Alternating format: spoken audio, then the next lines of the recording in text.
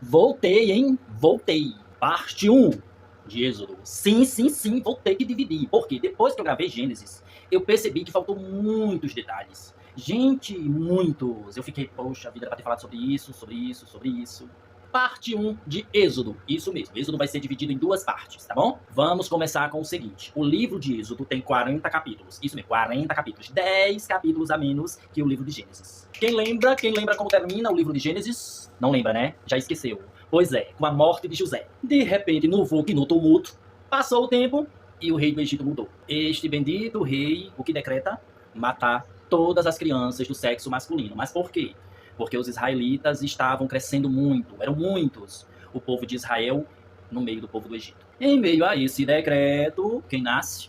Isso mesmo, Moisés. Como a mãe de Moisés não queria matar Moisés, botou Moisés num cestinho e colocou no rio para que as águas o levassem.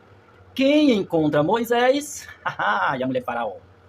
Fica com pena de deixar a criança dentro daquele cesto nas águas do rio e toma para si. Na fase adulta, Moisés inventa de cometer um crime e mata um egípcio. Em determinado momento, ele pensa que as pessoas já descobriram quem matou o egípcio e capa o gato.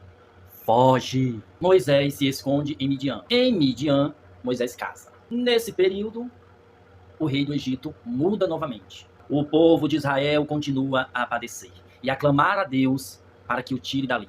Deus entra em contato com Moisés. Via fax? Não. Telefone? Não. WhatsApp? Não. Deus se apresenta a Moisés na sarça ardente. Uma espécie de fogo que não queima. Quase isso, ou isso. Deus pega e diz a Moisés que Moisés precisa voltar para libertar o povo. Moisés fica com medo, porque é pesado de língua. Pesado de língua, acredito que seja gago. Ele não fala direito. Mas Deus não dá ponto sem nó. E diz a Moisés que ele não deve temer. Ele vai preparar o seu irmão Arão, que está no Egito, para o auxiliar. Moisés, querendo inventar 1000 desculpas para ver se Deus escolhe outro, diz, e quando eu chegar lá, que o povo perguntar como é teu nome, o que eu vou dizer? Deus diz, diga que eu sou, me mandou a vocês. Deus dá poderes a Moisés. Mas Moisés ainda continua relutante, achando que não deveria ser ele o enviado de Deus, porque não se considera uma pessoa eloquente. E quem de acho quer saber? Porque quando Deus está no barco, quem prepara? Deus.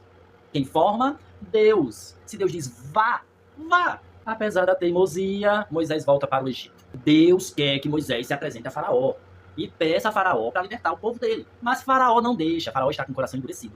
E quem endurece o coração de Faraó é o próprio Deus. Por quê? Porque Deus quer ser glorificado às custas de quem? Do Faraó. Quando Moisés fala com Faraó, Faraó fica tão irado que castiga ainda mais o povo de Israel.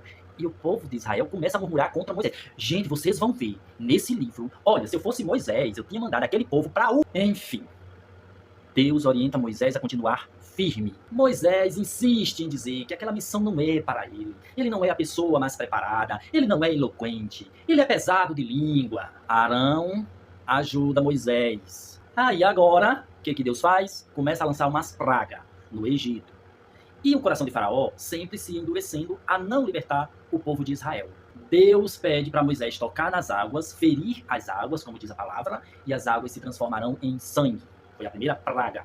Toda a água do Egito se transformou em sangue. Até a água que estava no pote, lá, conservada, guardada. Faraó continua lá, endurecido, diz que não liberta o povo de forma alguma. Deus manda uma peste de rãs sobre o Egito. É rã para perder de vista. Faraó continua endurecido e não liberta o povo do Egito. O que vem? Uma praga de piolho. Minha gente, ninguém chega coçou aqui. Só de falar nos piolhos. Mosca, peste nos animais, úlceras nas pessoas e nos animais, chuva de pedra, gafanhotos, trevas que se podiam tocar. Mas o coração de Faraó estava irredutível. Em alguns momentos ele ainda até promete libertar o povo, mas depois volta atrás. Deus institui a Páscoa e orienta como deve ser feito o passo a passo. Deus aplica a última praga.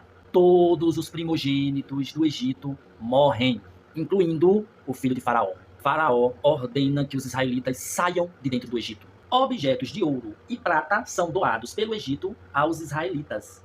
E isso também está lá em Gênesis. Gênesis também fala sobre isso.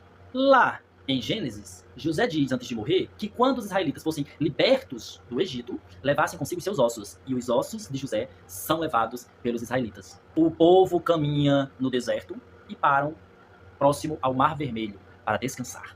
Faraó se arrepende de ter deixado os israelitas saírem do Egito. O que eles fazem? junta todos os carros e cavaleiros e saem atrás dos israelitas para os resgatarem de volta. Faraó alcança os israelitas. Alcança ou não alcança? Ele até vê os israelitas, mas Deus, ele age de uma forma que quanto mais ele corria para se aproximar dos israelitas, os israelitas ficavam mais distantes.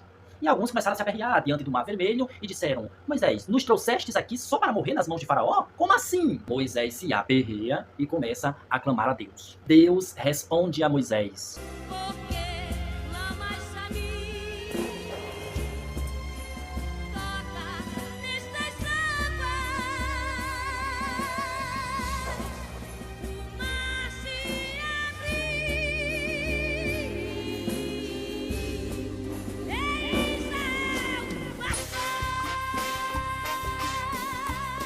os egípcios avançam contra Israel, mas não os alcançam.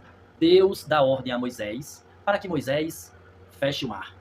Os cavalos e os cavaleiros de Faraó morreram. Do outro lado do mar, e a pés enxutos, os israelitas comemoram e glorificam a Deus, porque Deus, com mão forte, protegeu os israelitas das mãos de Faraó. Temos parte 2. Vamos ter parte 2 do livro de Êxodo, porque tem muitos detalhezinhos. Mas a parte 2 vai ser mais curtinha, certo? É só para não deixar o vídeo tão longo.